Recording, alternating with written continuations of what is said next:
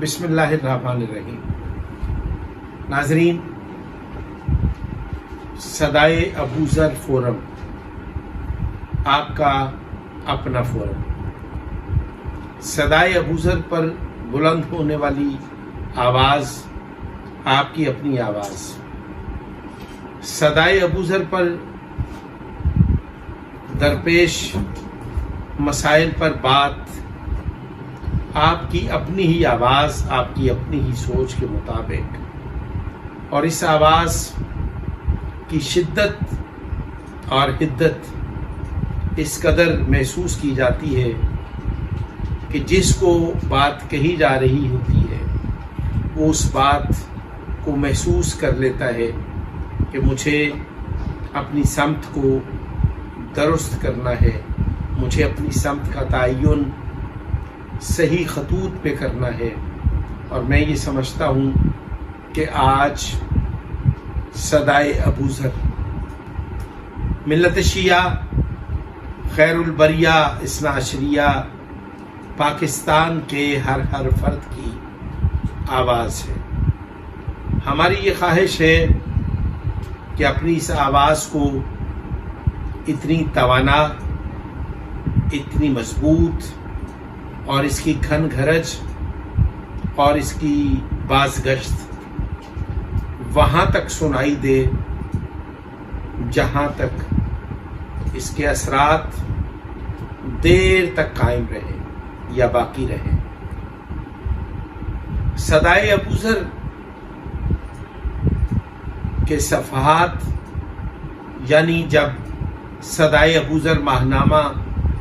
جریدہ کے طور پر شائع ہوتا تھا، اس وقت سے لے کے آج تک، آج صدائے ابوذر کے پیج سے، یوٹیوب سے، سوشل میڈیا پہ، اور اس سے پہلے صدائے ابوذر کے جریدے کے صفحات پر جن امور اور جن موضوعات کو عنوان بنا کر بات کی جاتی رہی وہ اچھوتے موضوع تھے، منفرد انداز تھا کہ اس میں ہم نے کبھی بھی اپنی ذات کو بیان نہیں کیا، بلکہ اپنی ذات کی نفی کر کے ہم نے عقیدے اور نظریے کی بات کی، ہم نے مشن کی بات کی، ہم نے قومی وقار کی بات کی۔ اور الحمدللہ رب العالمین، خدائے حسین علیہ السلام نے بحق حسین علیہ السلام ہمیں روز بروز، لمحہ بلمحہ ہمیں اپنی مقبولیت اور اپنی کامیابیوں پر فخر ہے کہ قوم کے ہر فرد نے ہمارے مزاج، ہمارے کام اور ہماری سوچ کو داد تحسین سے نوازا۔ اور میں یہ سمجھتا ہوں ہر درد دل رکھنے والا مومن عزادار نہ صرف ہمارا ہم نوا ہوا، بلکہ اس نے ہمارے ساتھ ہم رکاب ہو کر ہماری آواز کو مضبوط اور توانا بنانے کے لیے اپنے حصے کا کردار ادا کیا۔ میں صاحبان محراب اور منبر کی حوصلہ افزائیوں کا بھی شکر گزار ہوں کہ مثبت سوچ کے حامل افراد نے، اگرچہ کسی شخص کا مجھ سے ذاتی جزوی اختلاف بھی ہوا، اس کے باوجود اس نے میرے کام اور میری کوششوں، کاوشوں کو نہ صرف سراہا، بلکہ انہوں نے مجھے کام میں بہتری لانے کے لیے وہ تجاویز عطا فرمائیں جس پر میں نے عمل کر کے میں نے صدائے ابوذر کی مقبولیت میں اضافے کا سامان کیا۔ میں ایک بار پھر محراب و منبر کے ان ذمہ دار شخصیات اور افراد کا ممنون اور مشکور ہوں جنہوں نے صدائے ابوذر بلند ہونے پر انہوں نے ایک دوسرے کی کوتاہی لغزش کی نشاندہی بھی کی اور اس کو درست کرنے کے لیے انہوں نے گزارشات بھی کی۔ میں یہ سمجھتا ہوں کہ آج ہم سب من حیث القوم ہم ایک مشکل دور سے گزر رہے ہیں، ہم ایک کٹھن مرحلے سے اور ایک دشوار گزار راستے سے گزر رہے ہیں۔ آج جن مسائل کا ہم کو سامنا ہے، اگر ہم نے ان کی شدت کو اور ان کے نقصانات کو ملحوظ خاطر نہ رکھا تو پھر میں یہ سمجھتا ہوں کہ محراب اور منبر بلکہ مکتب کی کوتاہی، مقتل کی تباہی کی طرف ہم پیش قدمی کریں گے۔ لیکن ہمیں اس موقع پر اپنی کوتاہیوں، لغزشوں پر کڑی نگاہ رکھنی ہے،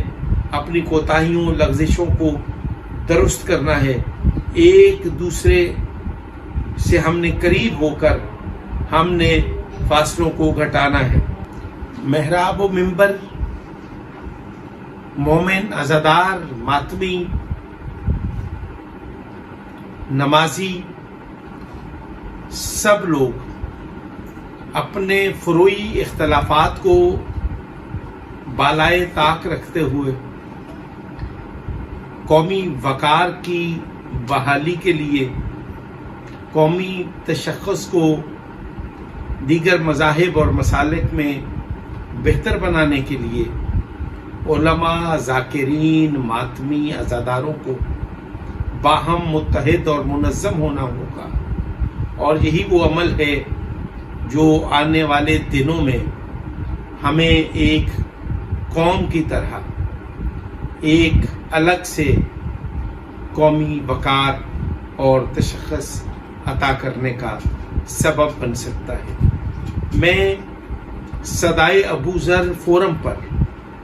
محراب اور منبر سے وابستہ ہر شخص کو اپنی تجاویز، اپنی آراء اور اپنے بیانیے کو بیان کرنے کا ایک بہترین ذریعہ قرار دے کر میں آپ کو یہ پیشکش کرتا ہوں کہ صدائے ابو ذر کے فورم پر آپ آئیں، قوم کو تجاویز دیں، قومی کوتاہیوں کی نشاندہی کریں کہ کون کہاں پر کتنا غلط ہے، غلط کو غلط کہیں، صحیح کو صحیح کہیں، حق بیانی کو اپنا شعار بنائیں،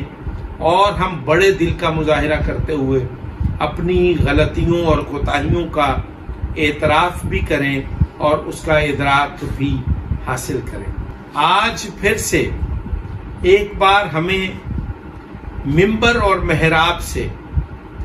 فکر حسین سے جڑ کر، فکر حسین سے متصل ہو کر ہمیں ایک بیانیہ بنانا ہوگا۔ اگر ہم سرکار رسالت مآب صلی اللہ علیہ وآلہ وسلم کی حدیث گرامی اور ارشاد عالی کو اگر ہم عنوان بنا لیں کہ حسین منی وانا من الحسین، تو یہ کائنات سرکار رسالت مآب اور امام حسین علیہ السلام کی ذوات مقدسہ کے گرد گھومتی ہوئی دکھائی دے گی۔ ہمیں سیرت رسالت مآب صلی اللہ علیہ وآلہ وسلم اور کربلا کے لکو دک صحرا میں امام علی مقام امام حسین علیہ السلام کی جو عظیم الشان قربانی ہے، اگر آپ مولا حسین کے 72 رفقا کو آپ بغور دیکھیں تو اس کربلا کے لکو تک صحرا میں ان کی حقانیت، ان کی سچائی، ان کی قربانی کا مقصد اگر آپ سمجھنے کی کوشش کریں گے تو وہ جو رسالت مآب نے حدیث بیان فرمائی تھی کہ حسین منی وانا من الحسین، تو کربلا کے میدان میں جو امام علی مقام اور امام کے رفقا نے جو عظیم الشان قربانی دی اور ایک داستان رقم کی، میں یہ سمجھتا ہوں کہ وہ حسین منی وانا من الحسین کی تفسیر ہے۔ آئیے آج ہم پھر سے یہ عہد کریں کہ ہم کربلا سے وابستہ ہو کر، فکر حسین سے جوڑ کر،